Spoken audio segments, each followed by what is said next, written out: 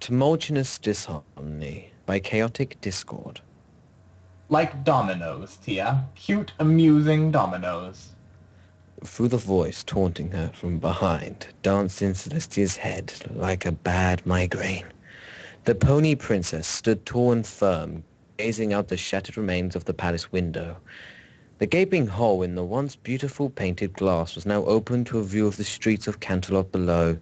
Screams of horror and confusion travelled through the air in shrill tones as once stuck-up noble ponies of the city ran for their very lives, pursued by inanimate objects of various sizes. It wasn't hard. The spirit of chaos reflected as he floated lazily in the air, completely unperturbed by the anarchy outside. Your ponies have some very glaring weaknesses, Tia. I was rather saddened. I was done with all but your scholarly student before they even got to the center of the maze. You will not win, Discord. You cannot stop them with your tricks. Celestia spoke abruptly, digging a golden decorated hoof into the tiled floor. Her gaze demonstrated both sorrow and hate. Her kingdom, her subjects, her everything. It was burning to the ground right in front of her eyes.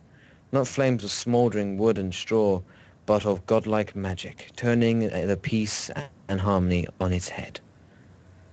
The mother of Equestria was completely alienated from her own people, unable to help. She no longer commanded his kryptonite. To her, Discord was untouchable. Oh, come now, Tia. There's no need to huff and puff. That is, unless you plan on blowing my house down. Discord mused, his serpentine body coiling around the princess's, his large oafish face leveled with the majestic pony, and their eyes connected firmly. While Celestia shot daggers of pure loathing, Discord gazed back with maleficent glee. Your precious ponies have no chance, my dear. The Wizard of Mayhem stated merely, using a single claw to twirl the end of Celestia's mane teasingly. Even your most faithful student has given in. I saw it with my own eyes. You underestimate the power of connection and friendship, Discord. You always did, and it will lead to your downfall yet again. Celestia seethed, all at once vanishing into a burst of golden magic. A moment later she reappeared across the room by the wide-open hallway doors. While Discord flipped his wound-up body around to oogle after her, the princess glared at him with a knowing frown. Rest assured, I have already taken measures against your tricks. Twilight Sparkle will never let her friends down, and you will do well to remember that. There will always be harmony in the souls of ponies, and it can never be extinguished by the likes of you. Celestia's mind drifted back to her private chambers. She could still feel the enchantment she had placed on her students' letters, pulsating in her regal horn. One by one, they were in the process of re-delivering back to their original sender. Celestia could only hope that Twilight Sparkle would stumble upon them in her home as soon as possible. She also hoped that Spike wouldn't be too upset with her when this was all over. Honestly, I come all the way up here to keep you company, and all you can do is give me speeches. Discord pronounced with a heavy sigh, making a silent, gagging motion. He drifted through the air like a silent dragon and descended next to the second destroyed window. Resting his claw onto the broken glass, completely immune to harm, he peered out into his creation. At this point, most residents of the city had either gone into hiding or were captured by his army of pursuing fabrics and mannequins. Meanwhile, the city itself underwent a downpour of cola.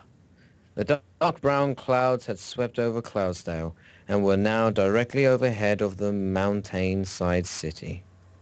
Quite beautiful, really. It's too bad you and Lulu never understood the work I do. The spirit began, his large dragon tail sweeping into a stiff position. But then again, all true artists have critics for their greatest works, I suppose. Celestia's piercing gaze bore itself right into the back of Discord's head. Art? the princess said with distaste.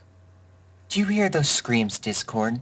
Those are not the screams of appreciation or amusement. Those are the screams of terror. Wonderful, isn't it? The Draconius responded enthusiastically, wheeling around and clapping his mismatched hands together. Truly music to my chaotic ears, Celestia. Once more, it's too bad you and Lulu cannot appreciate things the way I do. I'm sure you'd be far less of a stick in the mud that way. We could even hang out, maybe go to the movies. If there are no good seats left, we simply make the popcorn rabid and watch as it chases ponies from their seats. Discord broke out into a fit of laughter as he pictured Twilight Sparkle running from an extra-large bag of Pony Pop brand popcorn.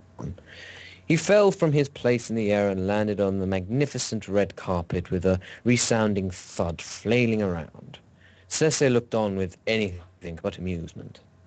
I'm so very glad you find your work funny, Discord, for no one else in this universe shares your opinion. She uttered, giving him a solemn look. For the first time in his entire visit, Discord glanced up at the princess with a serious expression, like a cobra. He slithered up into a standing position where he easily towered over her, his long neck bending and reached eye level with the pony as he cupped her chin with his eagle-clawed hand. His misshapen eyes, glowing red, were half closed. If I didn't know any better, Celestia, I'd say you've become even more of a killjoy than the last time I saw you all those years ago. He muttered, voice soft and eerie. For a long moment, the distant yells and screeches from citizens and the sound of cola pounding down the castle walls were the only things audible. Very well, Tia. Discord admitted suddenly, letting go of the pony's chin and strolling away from her. I can see my presence is upsetting to you. Understandable. My dashing looks do have that effect on ponies. Dragon foot over deer hoof, the spirit of disharmony walks away to the center of the hallway and turned back to cross his arms and give Celestia a courteous bow. I now leave you then, Princess. I thank you for my kingdom back, and now, if you excuse me, I have a throne I must attend to. The very last thing Celestia heard was the joyous laughter which echoed around the vast hallways like thunder while he vanished into a flash of white light.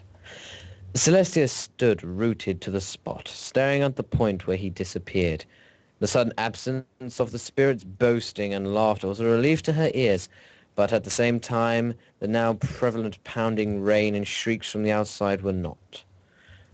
Furrowing her eyes and turning from the chamber, Celestia marched from the hallway and quickly slammed the large oak doors with her magic, blocking out the sound. She made her way up the winding staircase towards her private chambers. At the very heart of the castle, the peak of Canterlot Tower.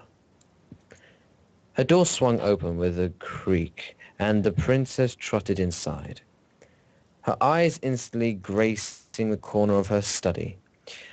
There, on a large wooden table that overlooked the city, was a mound of scrolls entrapped in an enchantment. One by one, they vanished in puffs of magic, and now they had dwindling their numbers down from over 70 to less than 5. Knowing everything she could do to help was now completed, the ruler of Equestria allowed herself a brief moment of rest. Laying down against the large golden pillow where she normally read letters and replied to them, the white pony looked out the window and eyed the far-off pink clouds above Ponyville with apprehension.